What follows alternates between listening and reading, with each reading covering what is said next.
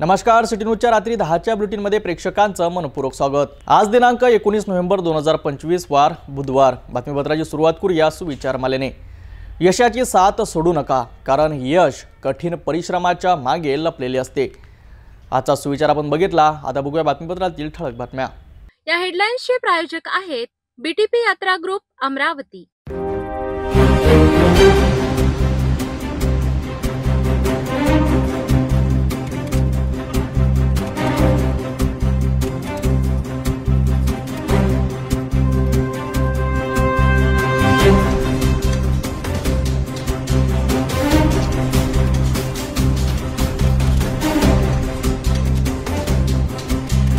ठळक बातम्या बघितल्या। आता घेऊया एक छोटासा ब्रेक।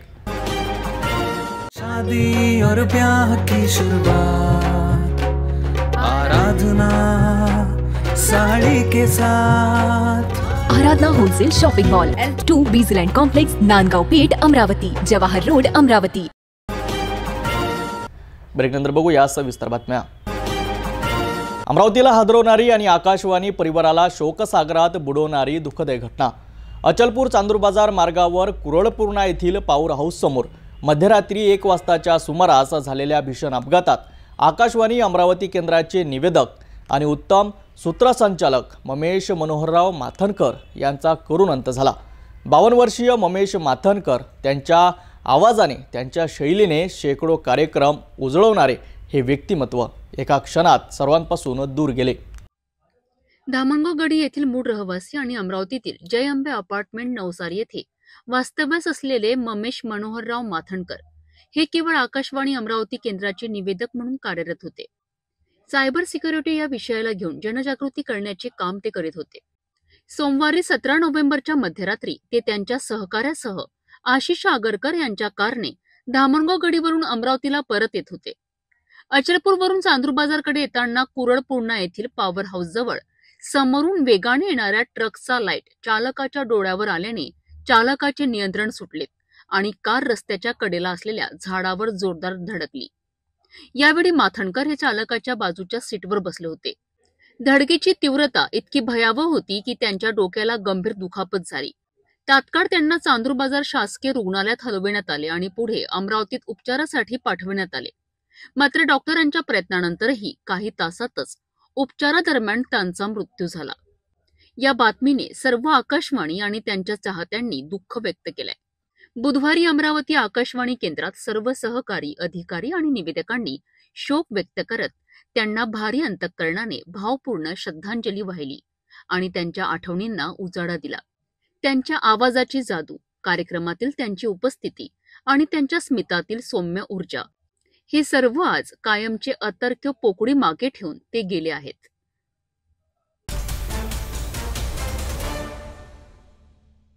बुधवारी शहरी आरोग्य केंद्र वढाडी येथे एक महत्त्वपूर्ण प्रशासकीय भेट पार पडली। मनपायुक्त सौम्या शर्मा चांडक, अतिरिक्त आयुक्त शिल्पा नाईक तसेच सहाय्यक आयुक्त भूषण पुसतकर आणि बोबडे यांनी प्रत्यक्ष भेट देऊन राष्ट्रीय व स्थानिक आरोग्य कार्यक्रमाचा सखोल आढावा घेतला। या भेटीत अनेक महत्त्वाचे निर्देश आणि निर्णय घेण्यात आले असून नागरिकांच्या आरोग्य सेवा गुणवत्तेवर मोठी सुधारणा अपेक्षित आहे। बुधवारी शहरी आरोग्य केंद्र वडाडी येथे नगरपालिकेच्या वरिष्ठ अधिकाऱ्यांनी महत्त्वपूर्ण भेट दिली आहे। या भेटीत मनपा आयुक्त सौम्या शर्मा, अतिरिक्त आयुक्त शिल्पा नाईक, सहाय्यक आयुक्त पुसतकर आणि बोबडे उपस्थित होते। सर्वप्रथम आयुक्त यांच्या हस्ते कुष्ठरोग शोध मोहीम रॅलीचे उद्घाटन करण्यात आले। या रॅलीद्वारे नागरिकांमध्ये जनजागृती वाढवण्याचा महत्त्वाचा संदेश देण्यात आला। त्यानंतर आयुक्तांनी शहरी आरोग्य केंद्रात राबविण्यात येणाऱ्या राष्ट्रीय आरोग्य कार्यक्रमांचा, महिला व बाल आरोग्याच्या उपक्रमांचा सविस्तर आढावा घेतला। गरोदर माता तपासणी नोंदवही, बालक लसीकरण रजिस्टर यांची तपासणी करून घरातील प्रसूती थांबवून दवाखान्यातच सुरक्षित प्रसूती वाढवण्याचे निर्देश दिलेत। प्रसूतीनंतर जननी सुरक्षा योजनेचा लाभ त्वरित देण्याचे आदेशही देण्यात आले। यानंतर राष्ट्रीय क्षयरोग दूरीकरण कार्यक्रम तपासण्यात आला। तसेच स्त्रीरोग तज्ञ व बालरोग तज्ञ यांना पॉलिक्लिनिकमध्ये समाविष्ट करण्याचे आदेश दिलेत, जेणेकरून नागरिकांना अधिकाधिक विशेष तज्ञ सेवा मिळू शकतील। अधिकाऱ्यांनी स्पष्ट केले आहे की सर्व शासकीय योजना, सर्व आरोग्य सेवा सामान्य जनतेला मोफत आणि सुटसुटीत पद्धतीने उपलब्ध करून द्यावेत। या भेटीत स्त्री वैद्यकीय अधिकारी आणि शहरी आरोग्य केंद्र वडाळीचा संपूर्ण स्टाफ उपस्थित होता. अमरावती जिल्ह्यात रिपब्लिकन चळवळीला नवी दिशा देणारा महत्त्वाचा निर्णय. विविध रिपब्लिकन पक्षांच्या संघटना आणि गटांनी एकत्र येत संयुक्त रिपब्लिकन आघाडीच्या बॅनरखाली जिल्हा परिषद, पंचायत समिती, महानगरपालिका आणि नगरपालिका निवडणुका एकत्र लढविण्याची घोषणा पत्रकार परिषदेत केली आहे. रिपब्लिकन एकजुटीचा हा ऐतिहासिक प्रयत्न कोणत्या दिशेने नेईल, नेमकं कोण कोण झाले एकत्र, पाहूया. 16 नोव्हेंबर रोजी अमरावती जिल्ह्यात रिपब्लिकन चळवळीचे विविध गट, पक्ष व संघटना एका व्यासपीठावर आलेत आणि संयुक्त रिपब्लिकन आघाडीच्या नेतृत्वात एक महत्त्वपूर्ण बैठक पार पडली. या बैठकीत जिल्हा परिषद, पंचायत समिती, महानगरपालिका आणि नगरपालिका निवडणुका एकत्रित येऊन लढण्याचा एकमुखी निर्णय घेण्यात आला. रिपब्लिकन उमेदवारांना मजबूत करण्यासाठी एकमेकांच्या विरोधात उमेदवार न देण्याचा तसेच एकत्रित येऊन संघटित शक्ती उभे करण्याचा ठराव पारित झाला. या संयुक्त आघाडीत Republican Party of India Athawale गट, Republican Party of India Gavai गट, रिपब्लिकन पार्टी ऑफ इंडिया खोरी पचे गट यांच्यासह इतर महत्त्वाचे गट सहभागी झाले होते. याचबरोबर 16 नोव्हेंबरच्या बैठकीला खालील महत्त्वाचे पक्ष व संघटना उपस्थित होते. यामध्ये Peoples Republican Party, Dalit Panther संघटना, Sachi foundation, United Republican Forum, Republican Sena, मानव हक परिषद आणि इतर संघटनांचे जिल्हाध्यक्ष, पदाधिकारी आणि कार्यकर्ते मोठ्या संख्येने उपस्थित होते. आमची ही पत्रकार परिषदेच्या माध्यमातून रिपब्लिकन पार्टी ऑफ इंडियाचे विविध गट आज एकत्र येऊन महानगरपालिका, जिल्हा परिषद, पंचायत समितीत आंबेडकरी विचाराचे कार्यकर्ते कसे पोहोचतील, हा आमचा संयुक्त आघाडीचा हा प्रयत्न आहे. आणि या माध्यमातून आम्ही रिपाईचे जे वेगळे वेगळे गट आहेत हे सर्व एकत्र आलेले आहेत. त्यामार्फत आम्ही होऊ घातलेली 2025ची निवडणूक लढवतो. अमरावती जिल्ह्यात कुष्ठरोग शोध अभियान 2025-26 चे जिल्हास्तरीय उद्घाटन करण्यात आले. आरोग्य विभागाच्या उपस्थितीत हे उद्घाटन पार पडले. कुष्ठरोगाबाबत भीती, गैरसमज आणि अंधश्रद्धा दूर करण्याचा संदेश या कार्यक्रमातून देण्यात आला. अमरावती जिल्ह्यातील कुष्ठरोग शोध अभियान 2025-26 चे जिल्हास्तरीय उद्घाटन मोठ्या प्रमाणात पार पडले आहे. या कार्यक्रमाला जिल्हा आरोग्य अधिकारी डॉक्टर सुरेश असोले, अतिरिक्त जिल्हा आरोग्य अधिकारी डॉक्टर प्रवीण पारिसे, सहाय्यक संचालक आरोग्य सेवा डॉक्टर पूनम मोहोकार, तसेच शिराळा प्राथमिक आरोग्य केंद्राच्या वैद्यकीय अधिकारी डॉक्टर हर्षा गोहत्रे आणि डॉक्टर श्रवण कडू उपस्थित होते.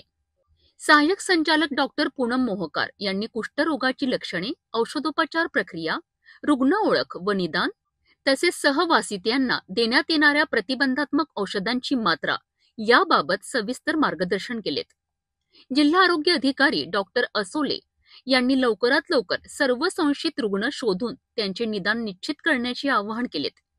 तर अतिरिक्त जिल्हा आरोग्य अधिकारी डॉक्टर पारिसे यांनी समाजात कुष्ठरोगाबाबत पसरलेल्या भीती, गैरसमज आणि अंधश्रद्धा दूर करण्याची गरज स्पष्ट केली आहे.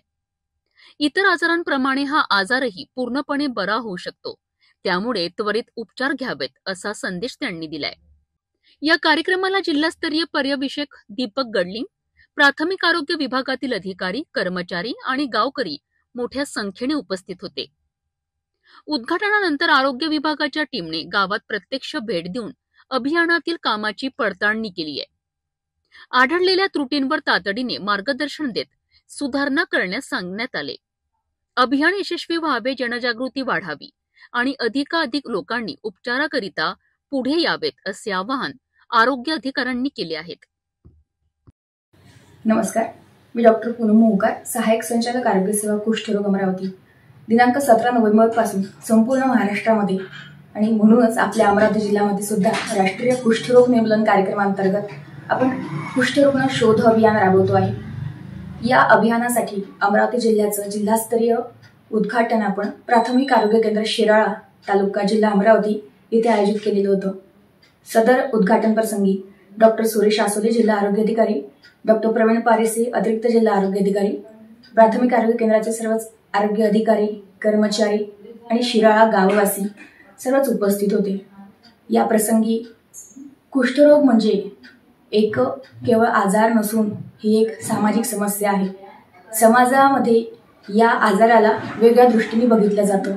त्यामुळे या लोकांना बाहेर येऊन स्वतःचं निदान करून घेण्याला भीती वाटते. तर ही भीती समाजातून आपल्याला नष्ट करायची आहे.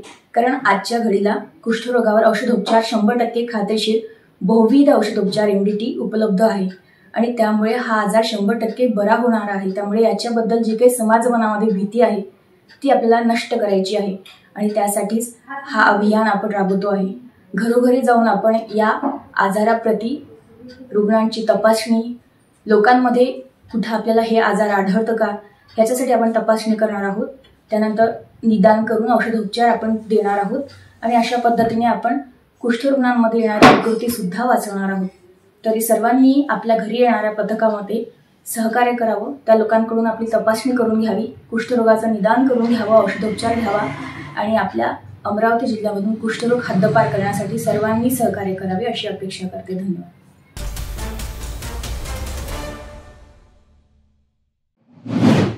गेल्या दशकात भारतीय राजकारणात घराणेशाही हा सर्वात मोठा आणि महत्त्वाचा चुनावी मुद्दा राहिला आहे. भाजपने याच मुद्द्यावरून काँग्रेसला सातत्याने घेरून आपली राजकीय पोकळी भरून काढली. मात्र आता प्रश्न पडतोय की राजकारणाचा हा नियम बदलतोय का? ज्या मार्गास भाजपने इतकी वर्ष विरोध केला त्या मार्गावर आता भाजप स्वतः चालत आहे का?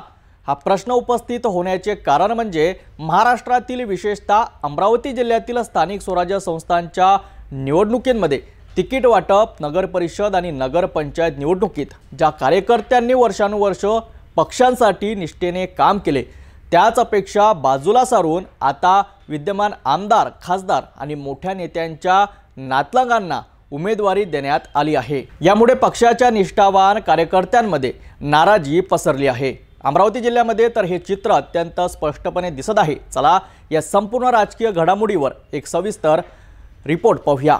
जवळपास 4 वर्षाच्या प्रतीक्षेनंतर महाराष्ट्रात स्थानिक स्वराज्य संस्थांच्या निवडणुका होत आहेत. उत्साह शिगेला पोहोचलेला असतानाच अमरावती जिल्ह्यात भाजप आणि शिवसेना उभाटा गटमध्ये उत्साहाऐवजी नाराजीचे वातावरण अधिक आहे. जिल्ह्यातील 10 नगर परिषदा आणि 2 नगर पंचायतीमध्ये 3 मतदारसंघांकडे सर्वांचे लक्ष वेधले आहेत.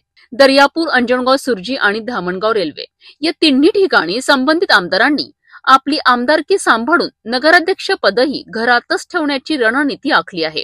दर्यापूर नगर परिषदेत भाजपने अकोटचे आमदार प्रकाश भारसाकडे यांच्या पत्नी श्रीमती नलिनी भारसाकडे यांना नगराध्यक्ष पदाचे उमेदवार बनवले आहे. तर अंजनगाव सुर्जीमध्ये शिवसेना उभाटाचे आमदार गजानन लवटे यांचे पुत्र यश लवटे मैदानात आहेत.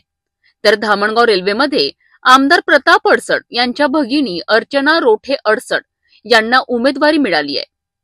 यामुळे एका घरात 2 पदे मिळवण्याचा प्रयत्न स्पष्ट दिसतोय.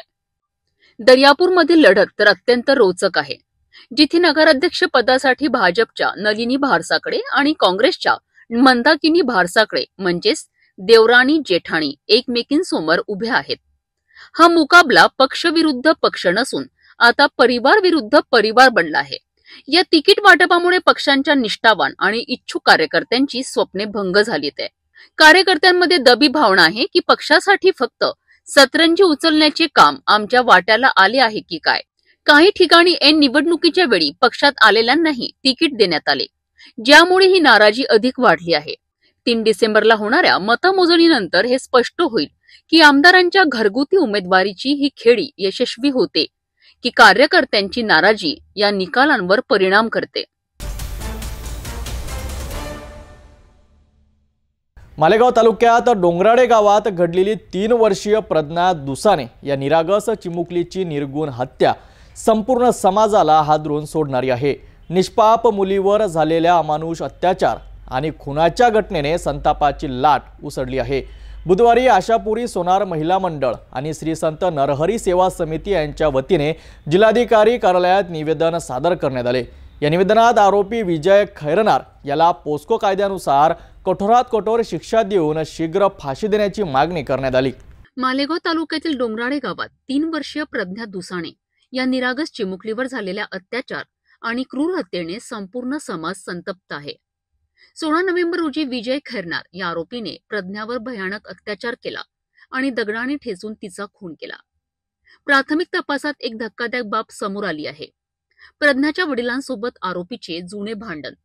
या भांडणाचा बदला घेण्यासाठी या चिमुकलीची निवड करण्यात आल्याचा संशय व्यक्त केला जात आहे. बुधवारी आशापुरी सोनार महिला मंडळ आणि श्री संत नरहरी सेवा समितीच्या महिलांनी एकत्रित येत जिल्हाधिकाऱ्यांना निवेदन दिलेत. या निवेदनात आरोपीवर पोस्को कायद्यानुसार कठोर कारवाई करून त्याला तात्काळ फाशीची शिक्षा द्यावी अशी जोरदार मागणी करण्यात आली. महिला मंडळाने या प्रकरणाच्या तातडीने तपासासाठी विशेष पथक नेमावे, गावात जनजागृती मोहीम राबवावी आणि मुलींच्या सुरक्षेसाठी कठोर उपाययोजना कराव्यात अशी मागणी केली आहे. या संपूर्ण घटनेने मानवी संवेदना जागवणारी आणि संतापाची लाट निर्माण करणारी आहे. समाजात अशा गुन्ह्यांना आळा बसावा म्हणून कठोर शिक्षा देण्याची गरज आहे. मागणी आमची एकच आहे की जे मालेगाव प्रकरणात यज्ञा नावाच्या मुलीसोबत जे प्रकरण झालेलं आहे, अगदी 3.5 वर्षाची मुलगी आहे, जिला कुठल्याच गोष्टीची समज नाही आहे. आणि हे जे प्रकरण झालं, समजलं असं आहे की त्या मुलाचं त्या मुलीच्या वडिलांसोबत काहीतरी भांडण झालं होतं, त्याचा बदला वाचक काढायचं म्हणून त्यांनी या मुलीसोबत हे कृत्य केलं. ही माणसाच्या जातीला न शोभणारी घटना आहे. आणि एकच निवेदन त्या आई, आता जे आपण सोशल मीडियावर रील्स पाहतोय, जे व्हिडिओज पाहतोय, त्या आईची, मुलीच्या आईची आणि आम्हा सर्व आईंची एकच इच्छा आहे की त्या माणसाला एकदम क्रूर अशी सजा झाली पाहिजे. त्याला जसं त्या मुलीचा जीव घेतलाय तसंच त्या प्रकारे त्या मुलाचाही जीव घेतला गेला पाहिजे, तेव्हाच त्या मुलीला न्याय मिळेल. नमस्कार, मी स्नेहल करुले. मी भारतीय स्त्री शक्ती अमरावती शाखेची सदस्य आहे. त्यानंतर मी आशापुरी नरहरी महिला मंडळची पण सदस्य आहे. आणि आमची मागणी हीच आहे की विजय खैरनार या हरामखोराला मालेगाव प्रकरणामध्ये ज्या चिमुकली यज्ञा दुसानी हिला त्यांनी तिच्यावर अत्याचार करून जे तिला ठार मारले, त्या प्रकारचीच घनघोर शिक्षा त्याला सुद्धा करा, कारण की ते इतकं अमानुष कृत्य आहे की ते समाजात अमान्य आहे. त्यामुळे आमची कळकळीची विनंती आहे सरकारला की तुम्ही त्याला फाशीची शिक्षा द्या. त्या व्यतिरिक्त त्याच्यासाठी दुसरी पर्यायच नाही आहे. मंगराळे तालुक्यातील सोनार समाजाची एक चिमुकली कन्या हिच्यावर विजय खैरनार ह्या नराधमांनी अमानुषपणे अत्याचार केला आणि तिला दगडाने ठेचून ठार करण्यात आले. या नराधमाला आज आम्ही आशापुरी महिला मंडळाच्या वतीने जिल्हाधिकारी साहेबांना निवेदन दिलं आणि त्या आरोपीला कठोर शिक्षा, फाशी शिक्षा झालीच पाहिजे असं आम्ही आज जिल्हाधिकारी साहेबांना निवेदन दिलं.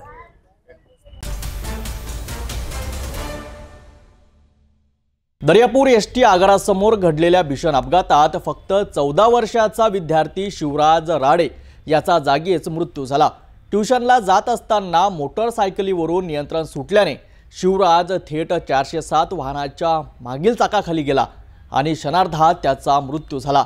या धक्कादायक घटनेनंतर परिसरात शोककळा पसरली असून पोलिसांनी घटनास्थळी पोहोचून तपास सुरू केला आहे. बुधवार सकाळी अंदाजे 8 वाजताच्या सुमारास दर्यापूर एसटी आगारासमोर हा भीषण अपघात घडलाय. Murtizapur road T point ST depot आगारासमोर मोटरसायकल MH30AD 4917 आणि 407 वाहन MH27X 1308 यांच्यात जोरदार धडक झाली. या अपघातात 14 वर्षीय शिवराज प्रतीक राडे याचा जागीच मृत्यू झालाय. शिवराज आपल्या कुटुंबासह पंजाबराव कॉलनीमध्ये भाड्याने राहत होता. शिवराज आणि त्याचा मित्र शिवम नवलकर हे दोघे ट्युशनसाठी जात होते. मोटरसायकलवरील अचानक ब्रेक लावल्याने वाहनाचे नियंत्रण सुटले आणि शिवराज थेट 407 वाहनाच्या मागील चाकाखाली आला. धडक इतकी भीषण होती की त्याचा तेथेच मृत्यू झाला. या अपघाताची माहिती मिळताच रुग्णसेवक गोपाल अरबट घटनास्थळी दाखल झालेत आणि त्यांनी शिवराजला रुग्णवाहिकेतून दर्यापूर उपजिल्हा रुग्णालयात शवविच्छेदनाकरिता नेलेत. शिवराज हा एकविरा शाळा दर्यापूर येथे 10वीचा विद्यार्थी होता. त्याचा मृत्यू ही संपूर्ण शाळा आणि परिसरासाठी भरून न निघणारी हानी आहे. दर्यापूर पोलिसांनी घटनास्थळी पंचनामा करून 407 वाहन ताब्यात घेतले असून पुढील तपास सुरू आहे.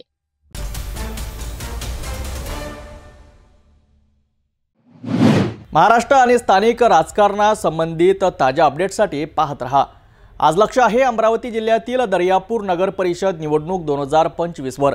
अर्ज भरण्याची प्रक्रिया पूर्ण झाली आहे आणि आता खरी रणधुमाळी सुरू झाली आहे. नगराध्यक्ष पदासाठी थेट 7 उमेदवार रिंगणात उतरल्याने यंदाची दर्यापूरची लढत केवळ चुरशीची नाही तर जिल्ह्याच्या राजकारणात चर्चेचा विषय बनली आहे. दर्यापूर नगरपालिकेच्या नगराध्यक्ष आणि नगरसेवक पदाच्या सार्वत्रिक निवडणुकाकरिता अर्ज दाखल करण्याची प्रक्रिया 17 नोव्हेंबर रोजी पूर्ण झाली आहे. या निवडणुकीसाठी एकूण 25 नगरसेवक जागांसाठी 139 उमेदवारांनी अर्ज दाखल केले आहेत. तर सर्वाधिक उत्सुकता असलेल्या नगराध्यक्ष पदाकरिता 7 उमेदवार रिंगणात उतरले आहेत. 2 डिसेंबर रोजी होणाऱ्या मतदानामुळे दर्यापूरचे राजकीय वातावरण तापले आहे. 18 नोव्हेंबर रोजी उमेदवारी अर्जांची छाननी झाली असून कोणाचे अर्ज वैध ठरतात याकडे साऱ्यांचे लक्ष आहे.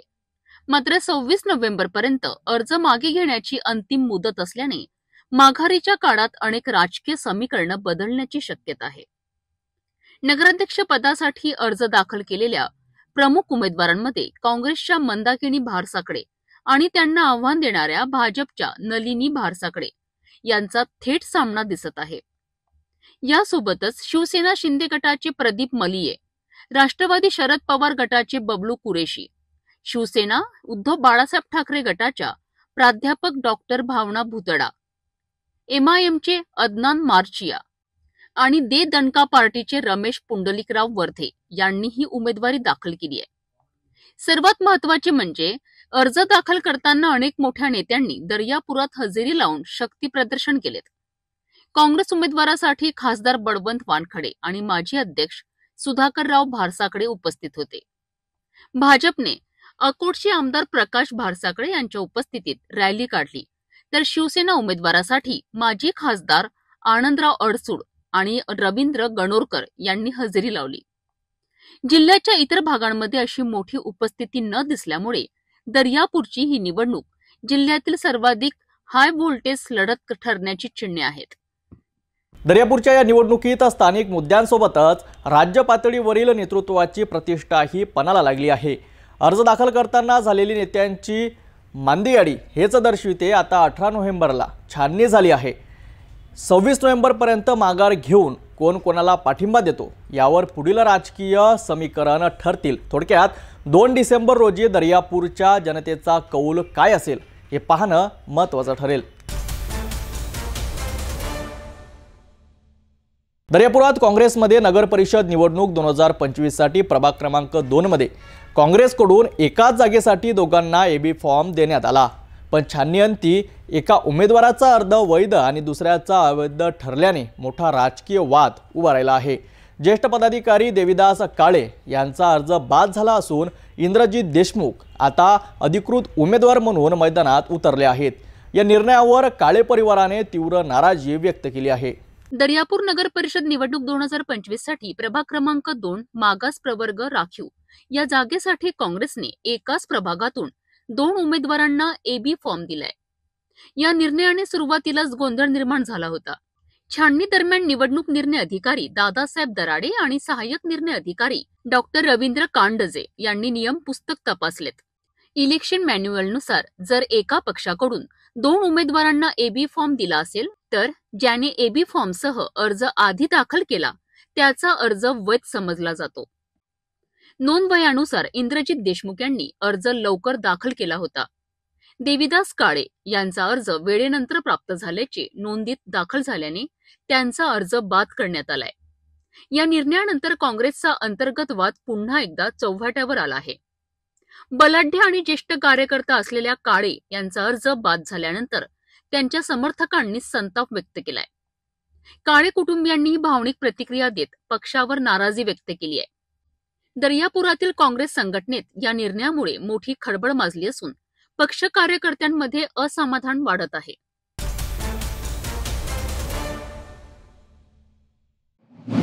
अमरावती जिल्ह्यातील अंजनगाव सुर्जी नगरपालिकेच्या निवडणुकांनी आता खऱ्या अर्थाने राजकीय वर्तुळात मोठी खळबळ माजवली आहे. उमेदवारी अर्ज भरण्याच्या शेवटच्या दिवशी नाट्यमय घडामोडींनी शिवसेना, उबाटा आणि काँग्रेस या 2 प्रमुख पक्षांमध्ये थेट वोट बँकेच्या मुद्द्यावरून मोठा सत्ता संघर्ष पेटल्याचे चित्र आहे. दोन्ही पक्षांनी एकाच मोठ्या समुदायाच्या मतांवर आपले लक्ष केंद्रित केल्यामुळे या निवडणुकांचा निकाल काय लागतो याकडे संपूर्ण जिल्ह्याचे लक्ष लागले आहे. आजच्या विशेष वृत्तामध्ये आपण याच अंजनगाव सुर्जीच्या राजकीय रणधुमाडीचा सविस्तर आढावा घेणार आहोत. अमरावती जिल्ह्यातील अंजनगाव सुर्जी नगरपालिकेची निवडणूक आता केवळ स्थानिक राहिलेली नाही, तर तो शिवसेना, उभाटा गट आणि काँग्रेस पक्षासाठी प्रतिष्ठेचा आणि राजकीय डावपेचांचा आखाडा बनला आहे. उमेदवारी अर्ज दाखल करण्याच्या अंतिम दिवशी येथे मोठे राजकीय भूकंप झालेत. शिवसेना उभाटा पक्षाचे आमदार गजानन लवटे यांचे पुत्र यश लवटे यांनी नगराध्यक्ष पदाकरिता अर्ज दाखल करून निवडणुकीला नवी धार दिली. मात्र काँग्रेस पक्ष आणि नगराध्यक्ष पदाकरिता आयशा बानो रशीद खान यांना उमेदवारी देताच राजकीय गणिते पूर्णपणे बदललीत. काँग्रेसने नगराध्यक्ष पदाकरिता उमेदवारी देऊन शिवसेना उभाटा गटाला पराभूत करण्याचा राजकीय डाव आखल्याची चर्चा लगेचच सुरू झाली. कारण काँग्रेसने ज्या समुदायाला ही उमेदवारी दिली आहे तो समुदाय अंजनगाव नगरपालिकेच्या हद्दीत सुमारे 18,000 मतदारांसह एक मोठी आणि निर्णायक वोट बँक मानली जाते. परंतु इथेच शिवसेना उभाटा गटाने काँग्रेसवर मात केली. काँग्रेसचा डाव हाणून पाडण्यासाठी शिवसेना उभाटाने एक मोठी राजकीय रणनीती आखली. त्यांनी आपल्या 28 नगरसेवक जागांपैकी तब्बल 8 जागांवर याच मोठ्या समुदायातील उमेदवारांना तिकीट देऊन काँग्रेसच्या वोट बँक मध्ये थेट घुसखोरी केली आहे. काँग्रेसने नगराध्यक्ष पदाची उमेदवारी देऊन एका समुदायाला आकर्षित करण्याचा प्रयत्न केला, तर शिवसेना उभाटाने 8 नगरसेवक पदांची संधी देऊन त्या समुदायाच्या मतांवर बाजी मारण्याचा मोठा डाव टाकला आहे. यामुळे अंजनगाव नगरपालिकेच्या राजकारणात सध्या तरी शिवसेना उभाटा गट काँग्रेसवर भारी पडल्याचे चित्र आहे. शहरातील सर्वात जास्त संख्याबळ असलेला हा समुदाय आता निवडणुकीच्या अखेरच्या दिवशी कोणाला पाठिंबा देतो यावरच येथील राजकीय भवितव्य अवलंबून आहे.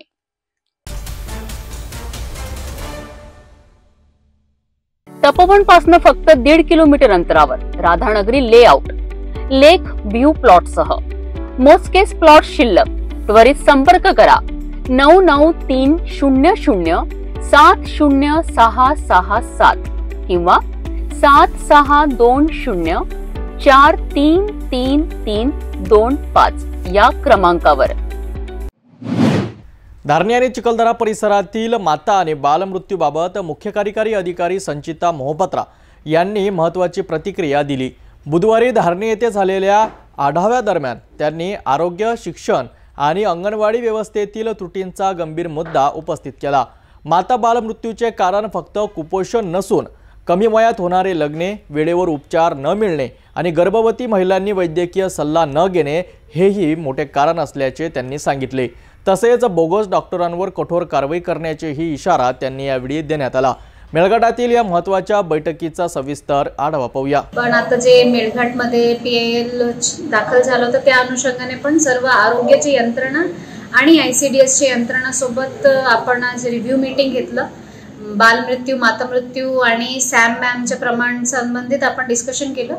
तर ह्यामध्ये स्पेसिफिकली जेव्हा आपण फ्रंटलाईन वर्कर्स, जे अंगणवाडी सेविका, आशा वर्कर्स, ANM यांच्यासोबत चर्चा करतो आणि आमचे जे आकडेवारी आहेत त्यामधून स्पष्टपणे दिसते की कुपोषणमुळे मेळघाटमध्ये सध्या कुठलाही मृत्यू, बालमृत्यू होत नाही.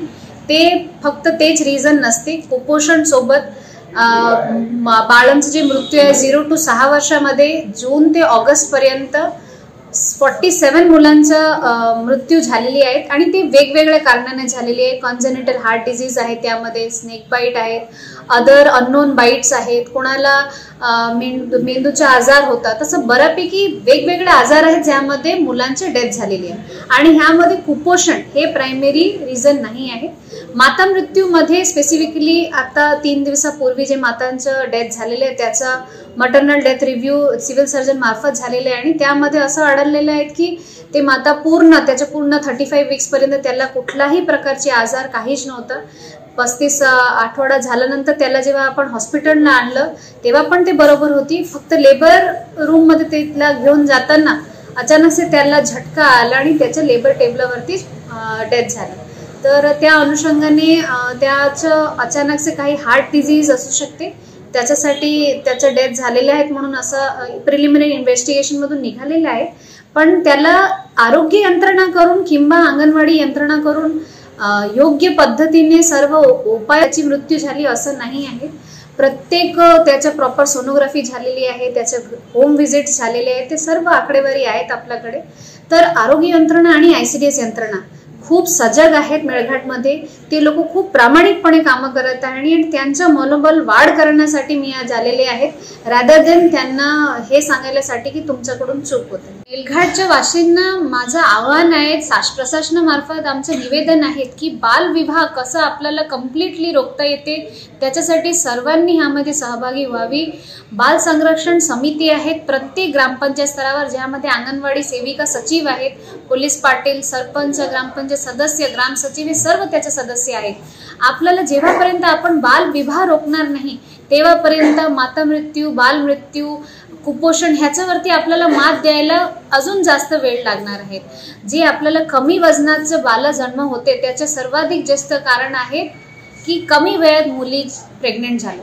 तर आपल्याला किमान मुलींना 12वी पर्यंत शिक्षण द्यायचे, 18 वयाच्या नंतरच मुलीचे लग्न व्हायला पाहिजे.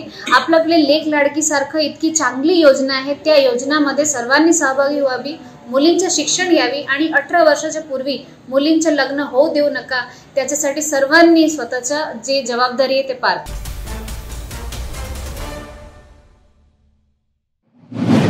विरुळरोंगे गावातील स्थानिक प्रश्नावरून सुरू असलेलं 3 दिवसीय उपोषण अखेर समाप्त झालंय.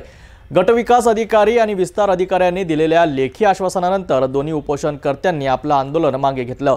नेमक्या कोणत्या मागण्या मान्य झाल्या, कोण पुढे आले, पाहूया सविस्तर रिपोर्टमध्ये.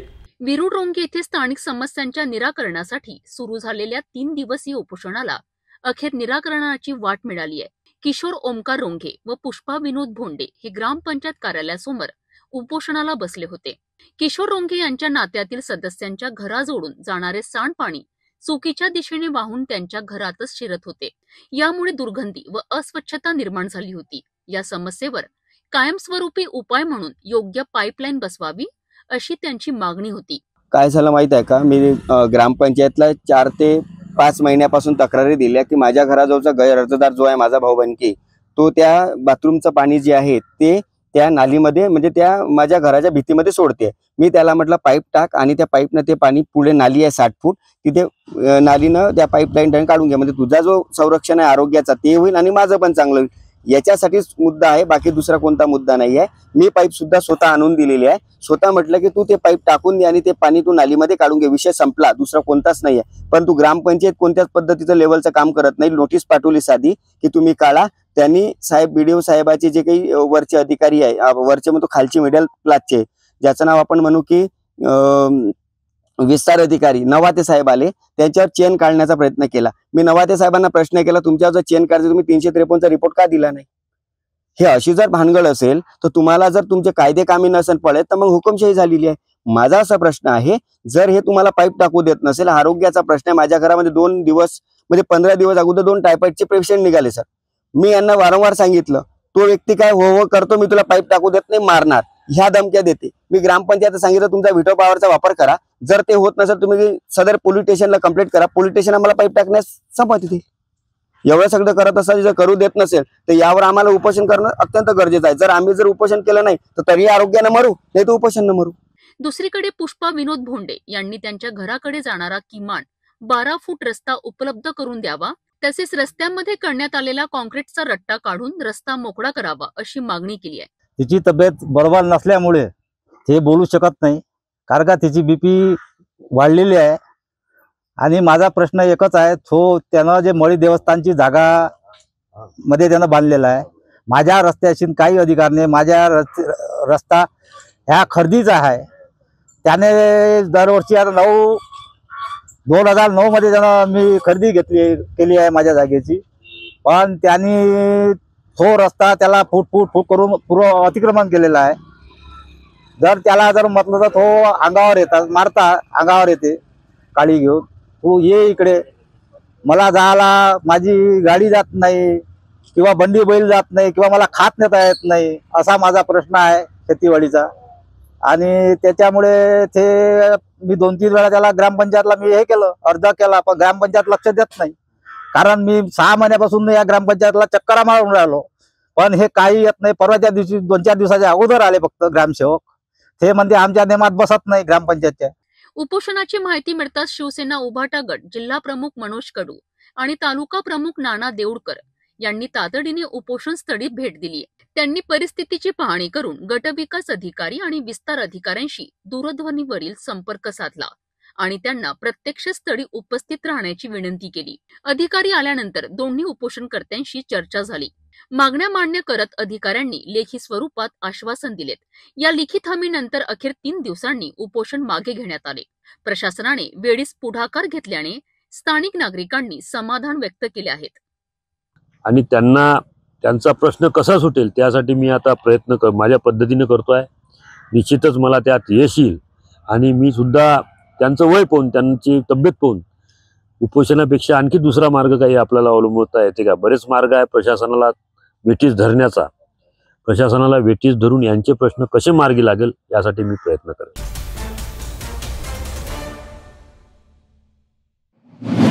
नागपूरच्या इमामवाडा परिसरातून एक हादरून सोडणारी घटना समोर आली आहे। एका अल्पवयीन मुलीवर एकतर्फी प्रेमातून जीवघेणा हल्ला करणाऱ्या नराधमास इमामवाडा पोलिसांनी अवघ्या काही तासात अटक केली आहे।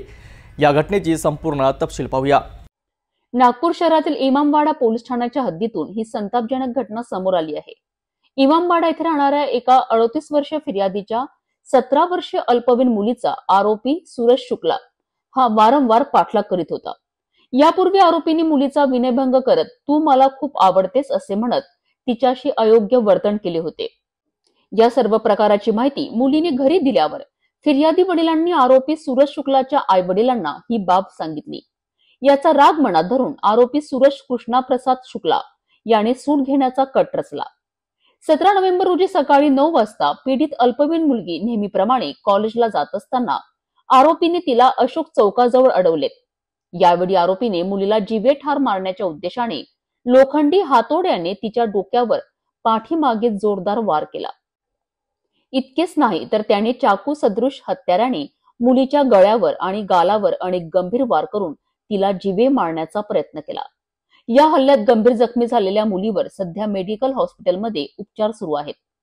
या घटनेची माहिती मिळताच इमामवाडा पोलीस ठाण्यात फिर्यादीने तक्रार दाखल केली आहे। पोलीस उपनिरीक्षक काकडे यांनी तत्काळ आरोपी विरुद्ध कलम 109, 75, 78 भादवी न्याय संहिता सह कलम 8, 12 पोस्को अन्वये गुन्हा दाखल करून आरोपी सूरज कृष्णाप्रसाद शुक्ला याला तातडीने अटक केली आहे। या घटनेचा पुढील तपास इमामवाडा पोलीस करीत आहेत।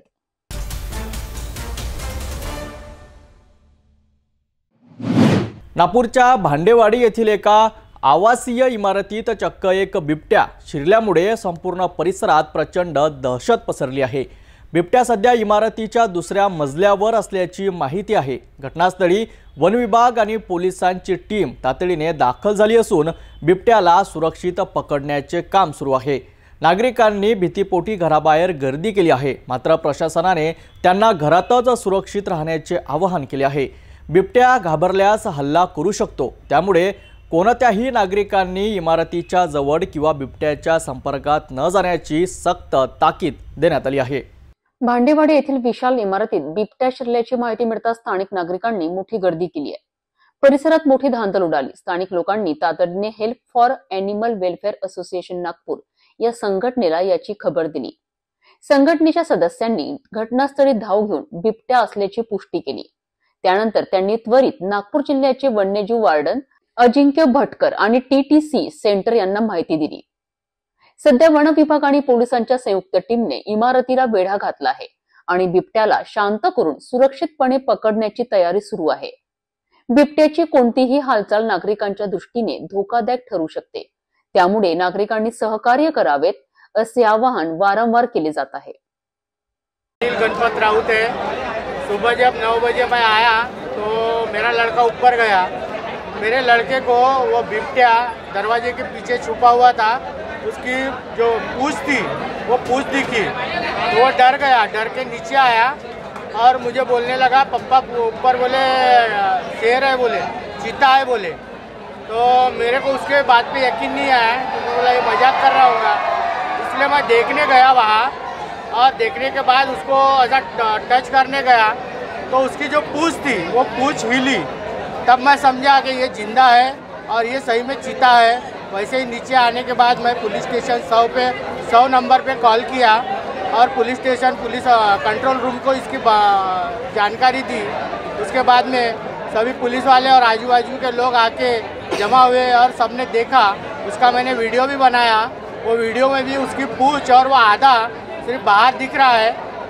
और रात को जब पैटिया में बहुत सारे कुत्ते जो थे, पालतू कुत्ते, वो बहुत ज़ोर ज़ोर से भूक रहे थे और वो उसी समय आया, ऐसा मेरा अंदाज है। भांडेवाडी येथील ही अत्यंत गंभीर स्थिती आहे। वन विभाग आणि पोलिसांच्या टीम अथक प्रयत्न करीत आहेत जेणेकरून बिबट्याला कोणतीही इजा न होता आणि नागरिकांच्या जीवितास कोणताही धोका न पोचविता त्याला पकडले जाईल। नागरिकांनी अफवांवर विश्वास ठेवू नये आणि प्रशासनाच्या सूचनांचे पालन करावे। बचाव कार्याबद्दलचे पुढील अपडेट घेऊन आम्ही लगेच आपल्या भेटीला येऊ। तोपर्यंत पाहत रहा सिटी न्यूज। नागपूर शहरात वाहन आणि मोबाईल चोरीचं प्रमाण दिवसेंदिवस वाढत असतानाच गुन्हे शाखा युनिट क्रमांक 1 ने एक धडाकेबाज कारवाई करून TVS ज्युपिटर गाडी आणि 6 मोबाईल फोन चोरी करणाऱ्या आरोपीला जेरबंद केला आहे। सोनगाव आणि बेलत्रोडी पोलीस ठाण्यामधील 2 वेगवेगळ्या गुन्ह्याच्या अखेर उलगडा झाला आहे। ही कारवाई गुन्हे शाखेच्या तांत्रिक तपासामुळे शक्य झाली असून आरोपीसोबत त्याच्या साथीदार मोबाईल चोरीत सहभागी असल्याची धक्कादायक कबुली मिळाली आहे। नागपूर गुन्हे शाखा युनिट क्रमांक 1 ची मोठी कामगिरी। सोमलवाडा येथून चोरी गेलेली TVS ज्युपिटर गाडी आणि बेलतरोडीतील मोबाईल चोरी अशा 2 गुन्ह्यांचा उलगडा करण्यात पोलिसांना यश आलं आहे। 12 ते 13 नोव्हेंबरच्या रात्री सोमलवाड्यात सृष्टी अपार्टमेंट समोरून 30,000 रुपये किमतीची ज्युपिटर गाडी चोरीला गेली होती। फिर्यादी राहुल बालेकर यांच्या तक्रारीवरून सोनगाव पोलीस ठाण्यात गुन्हा दाखल झालाय। तांत्रिक तपासाच्या आधारे गुन्हे शाखा युनिट 1 ने अजनी परिसरातील सायमन उर्फ शेट्टी अँथोनी फ्रान्सिस याला ताब्यात घेतलाय। चौकशीत आरोपीने गाडी चोरीची कबुली दिली आहे। त्याच सखोल चौकशीत त्याचा साथीदार अनिकेत मेश्रामसोबत मोबाईल चोरीचे गुन्हे केल्याचेही उघड झालेत। पोलिसांनी आरोपींकडनं ज्युपिटर गाडी, 3 चोरीचे मोबाईल फोन आणि आणखी 3 मोबाईल फोन असा एकूण 73,500 रुपयांचा मुद्देमाल जप्त केला आहे। आरोपीस पुढील कारवाईकरिता सोनगाव पोलिसांच्या स्वाधीन करण्यात आले असून पुढील तपास सुरू आहे। नागपूरमध्ये ऑपरेशन थंडरचे परिणाम आता मोठ्या प्रमाणात दिसू लागले आहेत। प्रतिबंधित तंबाखू आणि गुटख्याच्या अवैध साठ्यांवर पोलिसांची धडक मोहीम सुरू असून प्रतापनगर पोलिसांनी मोठी कामगिरी बजावली आहे। खामला येथील सिद्धी कॉम्प्लेक्समध्ये अनधिकृत तंबाखू साठवून ठेवणाऱ्या एका व्यक्तीस अटक करण्यात आली असून जवळपास 1,71,000 रुपयाचा मुद्देमाल जप्त करण्यात आला आहे।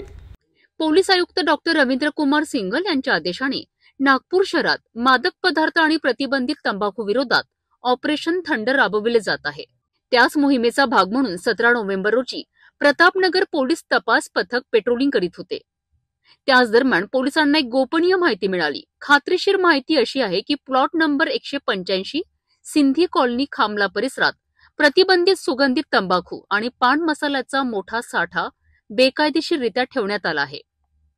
या माहितीची शहानिशा केल्यानंतर पोलिसांनी पंचासह छापा टाकला। यावेळी घरात 54 वर्षीय अनिल सदोरमल चावला हा व्यक्ती समक्ष आढळला। त्याचे घर तपासले असता वेगवेगळ्या कंपनींचा विविध फ्लेवर्सचा मोठ्या प्रमाणात तंबाखू व गुटखा साठा विक्रीसाठी ठेवलेला दिसून आला। एकूण 1,71,938 किमतीचा प्रतिबंधित तंबाखूजन्य माल जप्त करण्यात आलाय। प्राथमिक चौकशीत आरोपीने हा व्यवसाय स्वतःच्या आर्थिक फायद्यासाठी केल्याचे कबूल केले। तसेच तो आरोपी मंजू अनिल चावला वय 50 वर्ष हिच्यासह संगनमताने हा अवैध धंदा करीत असल्याची माहिती मिळाली आहे। या प्रकरणी प्रतापनगर पोलीस ठाण्यात गुन्हा नोंदविण्यात आला आहे। आरोपीस तात्काळ अटक करण्यात आली असून पुढील तपास सुरू आहे।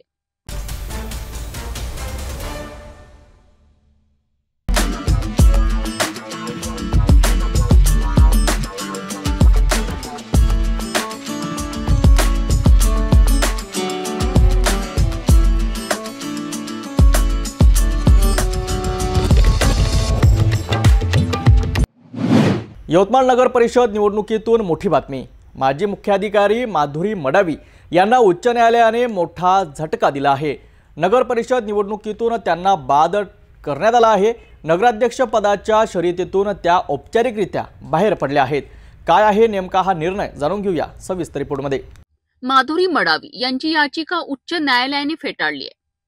यवतमाळ नगर परिषदेच्या मतदार यादीत नाव नसल्याने आव्हान। उपविभागीय अधिकारी SDO यांचे न्यायालयात महत्त्वाचे निवेदन। कट ऑफ डेट यापूर्वी मडावी यांचे नाव यादीत नव्हते हे स्पष्ट झालेत. मडावी यांनी या निर्णयाविरोधात न्यायालयाची दारं ठोठावली होती, परंतु याचिका ग्राह्य धरली नाही. परिणामी माधुरी मडावी नगराध्यक्ष पदाच्या शर्यतीतून औपचारिकरित्या बाहेर. मडावी बाद झाल्यानंतर काँग्रेस पक्षाकडून प्रियंका जितेंद्र मोघे या नगराध्यक्ष पदाच्या अधिकृत उमेदवार असतील हे निश्चित आहे. उच्च न्यायालयाच्या या निर्णयामुळे यवतमाळ नगर परिषद निवडणुकीचं चित्र आता पूर्णपणे स्पष्ट झालं आहे. माजी मुख्याधिकारी माधुरी मडावी आता नगराध्यक्ष पदाच्या शर्यतीत नाहीत. त्यांच्या जागी आता काँग्रेसच्या प्रियंका जितेंद्र मोघे या अधिकृत उमेदवार म्हणून रिंगणात उतरल्या आहेत. या निकालामुळे यवतमाळच्या राजकीय समीकरणांमध्ये मोठा बदल झाला आहे. पुढील घडामोडीवर आमचं लक्ष असेल, तोपर्यंत पाहत रहा सिटी न्यूज.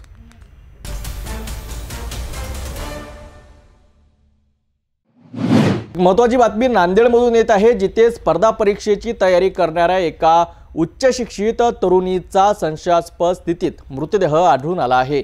ही आत्महत्या आहे की हत्या याबद्दल अनेक प्रश्न उपस्थित झाले आहेत. संशयाची सुई तिच्या मित्रावर वळल्यानंतर नातेवाईक आक्रमक झाले आहेत आणि पोलिसांनी अखेर गुन्हा दाखल करून आरोपीला अटक केली आहे. या घटनेचे संपूर्ण तपशील जाणून घेऊया. नांदेड शहरात एक धक्कादायक घटना उघडकीस आली आहे. स्पर्धा परीक्षेची तयारी करणारी उच्च शिक्षित तरुणी शीतल मोरेचा मृतदेह तिच्या मित्राच्या खोलीत गळफास घेतलेल्या अवस्थेत आढळलाय. नांदेड तालुक्यातील पांगरी येथे आरोपी माधव काळे याच्या रूमवर ती अभ्यास करण्यासाठी गेली होती. या संशयास्पद मृत्यूनंतर शीतलच्या नातेवाईकांनी एकच गर्दी केली. त्यांनी हा आत्महत्येचा बनाव असून शीतलची हत्या करण्यात आल्याचा गंभीर आरोप केला आहे. नातेवाईकांच्या संतप्त मागणीनंतर आणि विविध संघटनांच्या दबावानंतर नांदेड ग्रामीण पोलिसांनी रात्री उशिरा गुन्हा दाखल केला आहे. पोलिसांनी तातडीने कारवाई करत आत्महत्येस प्रवृत्त केल्याच्या आरोपाखाली आरोपी माधव काळे याला अटक केली आहे. मात्र नातेवाईकांच्या हत्येच्या दाव्यानंतर या प्रकरणाला नवे वळण मिळाले आहे. सत्य बाहेर यावे याकरिता शीतल मोरेच्या मृतदेहाचे पुन्हा पोस्टमॉर्टम छत्रपती संभाजीनगर येथील रुग्णालयात करण्यात आले आहे. या प्रकरणाचा पुढील तपास पोलीस करीत आहेत. सुरक्षेचा प्रश्न पुन्हा एकदा ऐरणीवर आला आहे. पोलिसांनी आरोपीला अटक केली असली तरी नातेवाईकांनी हत्येचा जो दावा केला आहे त्यामुळे या प्रकरणातील गूढ वाढले आहे.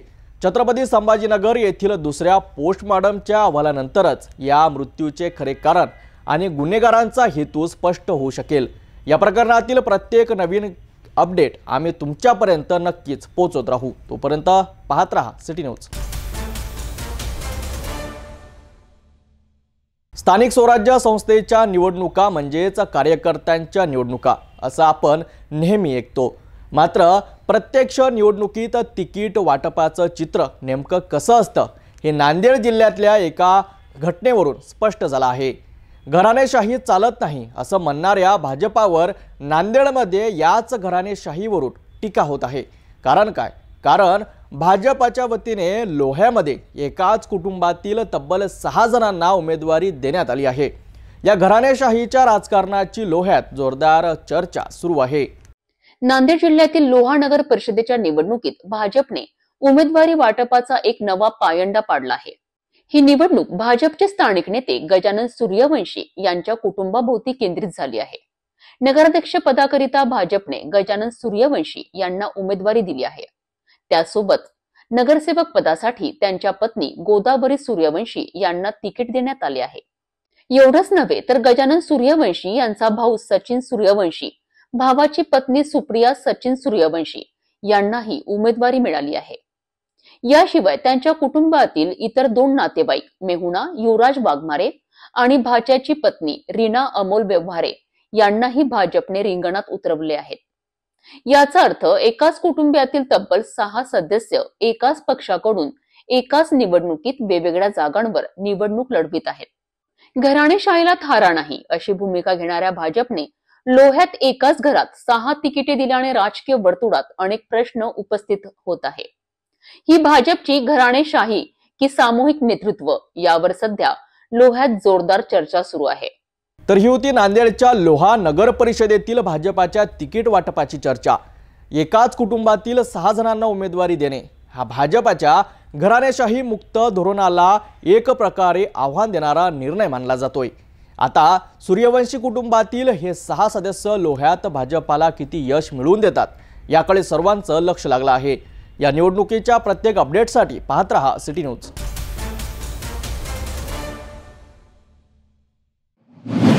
नांदेडमध्ये NSUI आणि राष्ट्रवादी विद्यार्थी काँग्रेसने विद्यापीठ प्रशासनाविरोधात जोरदार हल्लाबोल केला आहे।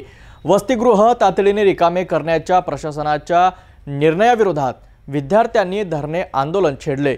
डिसेंबरमध्ये नीट, SAT, MPSC, SSC आणि पोलीस भरतींसारख्या महत्त्वाच्या परीक्षा असल्याने हा निर्णय विद्यार्थ्यांच्या भविष्याशी खेळ करणारा असल्याचा आरोप विद्यार्थ्यांनी केला आहे। नांदेडमध्ये बुधवारी विद्यापीठ प्रशासनाविरोधात विद्यार्थी संघटनांचे जोरदार आंदोलन पाहायला मिळाले। विद्यापीठाने नुकतेच परिपत्रक काढत वसतिगृह तातडीने रिकामे करण्याचे आदेश दिले आहेत। मात्र दिवाळी सुट्टी संपल्यानंतर नुकतेच परत आलेल्या विद्यार्थ्यांना पुन्हा घरी जाण्याचे आदेश देणे म्हणजेच अन्याय असल्याचा आरोप आंदोलनकर्त्यांनी केला आहे। दूरवरच्या गावांमधून शिक्षणासाठी आलेल्या गरीब आणि सर्वसामान्य विद्यार्थ्यांसाठी सातत्याने ये-जा करणे आर्थिकदृष्ट्या अशक्य असल्याची भूमिका यावेळी स्पष्ट करण्यात आली। त्याशिवाय विद्यापीठ वसतिगृहात पिण्याच्या पाण्याची टंचाई, वॉशरूममध्ये पाणी नसणे, स्वच्छतेचा अभाव अशा मूलभूत समस्या कायम असूनही प्रशासनाने कधीच दखल घेतली नाही असा आरोपही करण्यात आला। एकीकडे सुविधा नाहीत आणि दुसरीकडे अचानक वसतिगृह रिकामे करण्याचे आदेश। विद्यार्थ्यांनी हा निर्णय तात्काळ मागे घेण्यात यावा अशी ठाम मागणी केली आहे। समस्या न सोडवल्यास मोठ्या प्रमाणावर तीव्र आंदोलन छेडण्यात येईल अशी चेतावणी राष्ट्रवादी विद्यार्थी काँग्रेस आणि NSUI ने दिली आहे। विद्यापीठाला आम्ही वारंवार कळून सुद्धा यावर्षी आपल्या नांदेड जिल्ह्यामध्ये स्वामी रामानंद तीर्थ विद्यापीठाअंतर्गत होणाऱ्या राज्यस्तरीय क्रीडा महोत्सवासाठी विद्यापीठाने जी नोटीस काढलेली आहे की 8 दिवस किंवा 25 दिवस विद्यार्थ्यांनी आपला पसारा घेऊन घरी जावं, तर हा विद्यापीठ प्रशासनाचा तुगलकी कारभार जो एकतर्फी आहे आणि जुलमी आहे विद्यार्थ्यांसाठी, हे जे विद्यार्थ्यांवर विद्यापीठाची दडपशाही चालवलेली आहे त्याचा मी सर्वप्रथम निषेध करतो। ज्या स्वातंत्र्यवीर आपले स्वामी रामानंद तीर्थचं नाव या विद्यापीठाला दिलेलं आहे, आज ते असले असते तर त्यांना काय वाटलं असतं ही शोकांतिका आहे। विद्यापीठ प्रशासनाने त्यांचा हॉस्टेल बंद करण्याचा जो निर्णय आहे आणि जे बाहेरून आलेल्या खेळाडूंना हॉस्टेल देण्यासाठी हे स्थानिक आपल्या हॉस्टेलच्या विद्यार्थ्यांना घरी पसारा घेऊन जाण्यासाठी जे आदेश काढण्यात आलेले आहेत ते आदेश तात्काळ मागे घ्यावेत, नाहीतर NSUI, राष्ट्रवादी विद्यार्थी काँग्रेस आणि SFIच्या वतीनं अजून तीव्र आंदोलन करू, हे माझा विद्यापीठ प्रशासनाला तीव्र इशारा आहे। विद्यापीठ प्रशासनाने नुकतेच क्रीडा महोत्सव आयोजन करण्यासाठी वसतिगृह खाली करण्यासाठी परिपत्रक काढलेले आहे, जे की अन्यायकारक आहे। विद्यार्थी हे दिवाळी सुट्टी संपताच नुकतेच विद्यापीठात वसतिगृहात आले आहेत आणि परीक्षेची तयारी करत आहेत। डिसेंबर महिन्यात नेटसेटची परीक्षा आहे, MPSCची परीक्षा आहे, SSCची परीक्षा आहे आणि पोलीस भरतीची परीक्षा पण चालू आहे। भरतीची तयारी करतात बरेचसे विद्यार्थी। आता त्यांनी सर्व पसारा घेऊन त्यांच्या घरी जायला हे कुलगुरू सांगत आहेत। आता कुलगुरूंना मला हे विचारायचं आहे की जर आपण विद्यार्थ्यांना सांगतायत घरी जाण्यासाठी, ठीक आहे, अगोदर आपण आयोजन करण्यासाठी स्वतःचा शासकीय बंगला खाली करून घ्यावा, मग आपल्याला कळेल की विद्यार्थ्यांना किती त्रास होतो, आपल्यालाही समजेल त्यानुसार। म्हणून आम्ही आपल्यामार्फत सांगू इच्छितो की शासनाने, विद्यापीठ प्रशासनाने त्वरित हा निर्णय मागे घ्यावा। जर त्यांनी हा निर्णय मागे नाही घेतला तर यापेक्षा मोठ्या प्रमाणात आम्ही विद्यापीठात आंदोलन करू।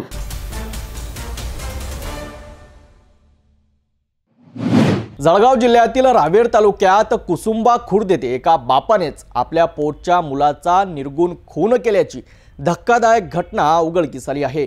वारंवार होणारे कौटुंबिक वाद आणि दारूच्या नशेत वाटणीसाठी होणाऱ्या भांडणातून 56 वर्षीय पित्याने 32 वर्षीय मुलाचे हातपाय बांधून डोक्यावर मोगरीने वार करत त्याची हत्या केली। अधिक तपशील जाणून घेऊया।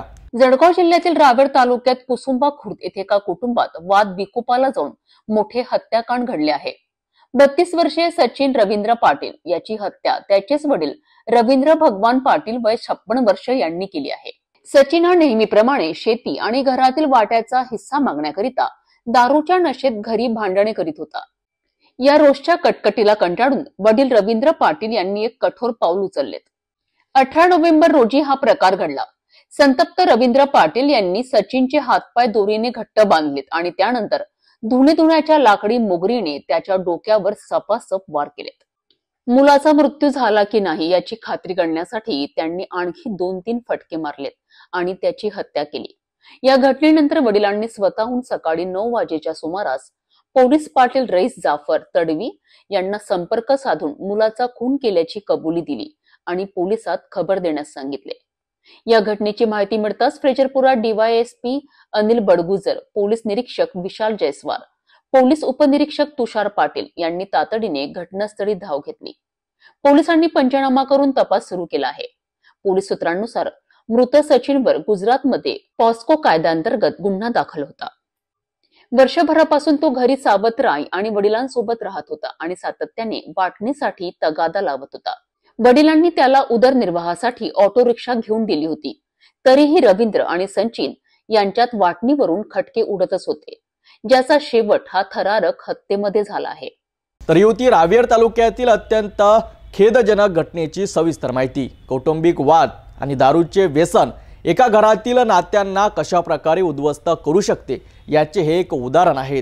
रोजच्या वादातून निर्माण झालेल्या वैफल्यातून रवींद्र पाटील यांनी जे कृत्य केले ते कायद्याच्या आणि माणुसकीच्या दृष्टीने असक्षम आहे। या गुन्ह्यांमुळे केवळ कुसुंबा खुर्द नाही तर संपूर्ण जिल्हा हादरला आहे। पोलीस या प्रकरणाचा कसून तपास करीत आहेत आणि लवकरच या प्रकरणातील सर्व पैलू समोर येतील।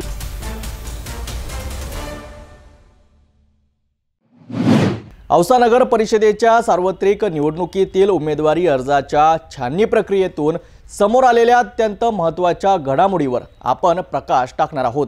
मंगळवारी पूर्ण झालेल्या या छाननीने अनेक दिग्गजांना धक्का दिला आहे, तर अनेक नव्या चेहऱ्यांना संधीचे दार उघडले आहेत। नगराध्यक्ष आणि नगरसेवक पदासाठी दाखल करण्यात आलेल्या एकूण 156 अर्जांपैकी तब्बल 55 अर्ज अवैध ठरले आहेत। या छाननी प्रक्रियेत नेमके काय घडले पाहूया या सविस्तर रिपोर्टमध्ये। लातूर जिल्ह्यातील औसा नगर परिषद सार्वत्रिक निवडणुकीकरिता दाखल झालेल्या उमेदवारी अर्जांची छाननी प्रक्रिया मंगळवारी पार पडली आहे। औसा तहसील कार्यालय निवडणूक निर्णय अधिकारी घनश्याम आडसूळ आणि सहाय्यक निवडणूक अधिकारी मंगेश शिंदे यांच्या उपस्थितीत ही छाननी झाली आहे। या छाननी प्रक्रियेत नगराध्यक्ष पदाकरिता दाखल 15 अर्जांपैकी 4 अर्ज अवैध ठरलेत, तर 11 अर्ज वैध ठरलेत। यासोबतच नगरसेवक पदासाठी प्राप्त 146 अर्जांपैकी तब्बल 51 उमेदवारी अर्ज अवैध ठरलेत, तर 95 अर्ज वैध ठरले आहेत। विशेषतः अर्ज अवैध ठरलेल्यांमध्ये महायुतीतील प्रमुख पक्षांच्या अनेक इच्छुकांना मोठा धक्का बसल्याचे चित्र दिसत आहे। काही ठिकाणी पक्षांच्या अधिकृत 2 नावांपैकी एकाचा अर्ज अवैध ठरला आहे, ज्यामुळे मूळ लढतीवर परिणाम होणार आहे। सर्वाधिक अवैध अर्ज हे भारतीय जनता पक्षाच्या उमेदवारांचे दिसून आले आहेत। गतवेळी नगरसेवक म्हणून निवडून आलेल्या बऱ्याच सदस्यांना यावेळी पक्षाने डावलेले असून नव्या चेहऱ्यांवर पसंती दर्शविली आहे। एकूण 55 अर्ज अवैध ठरल्याने आता निवडणुकीच्या मैदानात असलेले नगराध्यक्ष आणि नगरसेवक पदाचे उमेदवार निश्चित झाले आहेत। आता 21 तारखेपर्यंत उमेदवारी अर्ज मागे घेण्याची मुदत असून 2 डिसेंबर रोजी मतदान प्रक्रिया पार पडेल। या छाननीनंतर आता औसा निवडणुकीच्या प्रचाराचा प्रत्यक्ष धुराळा उडणार आहे। तर औसा नगर परिषद निवडणुकीतील उमेदवारी अर्जाच्या छाननीने निवडणुकांचे चित्र पूर्णपणे बदलले आहेत। दिग्गजांना धक्का आणि नव्यांना संधी मिळालेल्या औसा नगर परिषदेची निवडणूक अत्यंत चुरशीची होणार आहे, यात शंका नाही। आता लक्ष असेल ते अर्ज माघार घेण्याच्या अंतिम दिवसाकडे, म्हणजेच 21 नोव्हेंबरकडे। त्यानंतर निवडणुकीच्या रिंगणात कोण कोण टिकून राहतं हे स्पष्ट होईल आणि मग खऱ्या अर्थानं राजकीय रणसंग्राम सुरू होईल। औसा निवडणुकीच्या पुढील सर्व घडामोडींसाठी पाहत रहा सिटी न्यूज। औसा पंचायत समितीत दांडी बहादूर कर्मचारी यांना अखेर कारणे दाखवा नोटीस। सिटी न्यूजच्या बातमीचा थेट परिणाम, वेळेत न हजर राहणाऱ्या कर्मचाऱ्यांवर गटविकास अधिकाऱ्यांची कारवाई। 12 नोव्हेंबर रोजी सकाळी ठरलेल्या वेळेनुसार कार्यालयात कर्मचारी उपस्थित नसल्यामुळे गटविकास अधिकाऱ्यांनी रोष व्यक्त केला आणि नोटीस बजावून 24 तासात खुलासा मागविला आहे। आता तरी कर्मचारी नियमांचे पालन करतील का की पुन्हा नोटीस दुर्लक्षित होईल हे पुढे स्पष्ट होणार आहे। औसा पंचायत समितीत कर्मचारी वेळेवर कार्यालयात हजर राहत नाहीत, नागरिकांना अडचणींचा सामना करावा लागतोय। ही बातमी सिटी न्यूजने ठळकपणे प्रसारित केली होती। या रिपोर्टचा परिणाम तात्काळ दिसून आला आणि नूतन गटविकास अधिकाऱ्यांनी दांडी बहादूर कर्मचारी यांना कारणे दाखवा नोटीस बजावली आहे। 12 नोव्हेंबर रोजी सकाळी ठरलेल्या 9:45 कार्यालयीन वेळेनंतर देखील हे कर्मचारी कार्यालयात हजर झाले नव्हते. सकाळी 10:15 पर्यंतही गैरहजेरी राहिल्याचे अधिकाऱ्यांच्या लक्षात आल्यानंतर त्यांनी सविस्तर चौकशी केली. कार्यालयाची वेळ स्पष्ट असूनही अनेक कर्मचारी उशिरा येत असल्याने गटविकास अधिकाऱ्यांनी नाराजी व्यक्त केली आहे. यापूर्वीही तोंडी सूचना देऊन देखील आदेश पाळले गेले नाहीत. त्यामुळे यावेळेस थेट नोटीस देऊन 24 तासांच्या आत खुलासा मागविण्यात आला आहे. खुलासा समाधानकारक न मिळाल्यास नियमानुसार प्रशासकीय कारवाई होणार असल्याचे नोटीसमध्ये म्हटले आहे. आता तरी संबंधित कर्मचारी वेळेचे पालन करतील का? नियमांचे पालन न केल्यास पुढील कारवाई काय होईल याकडे संपूर्ण समितीची नजर लागली आहे.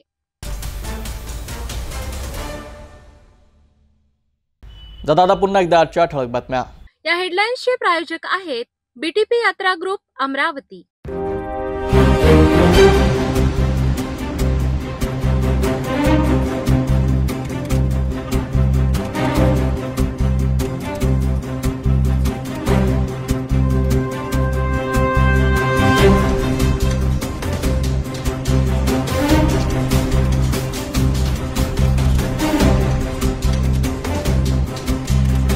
आपण आता सिटी न्यूज चॅनल आपल्या टीव्हीवर सुद्धा बघू शकता. यामध्ये next channel number 117, Jio channel number 872, JTBL channel number 73, Fastway channel number 256 वर बघू शकाल. आता अमरावती जिल्ह्यानंतर विदर्भ आणि महाराष्ट्र दर्शक घर बसल्या आपल्या केबल टीव्हीवर सिटी न्यूज बातमी पाहू शकाल. यात Chhatrapati Sambhajinagar next set box number 14, Yavatmal set box number 12, Washim set box number 26, Nanded set box number 17, Mahur set box number 07, Akola RRC set box number 899 वर लवकरच आम्ही आपल्यापर्यंत पोहोचणार आहोत.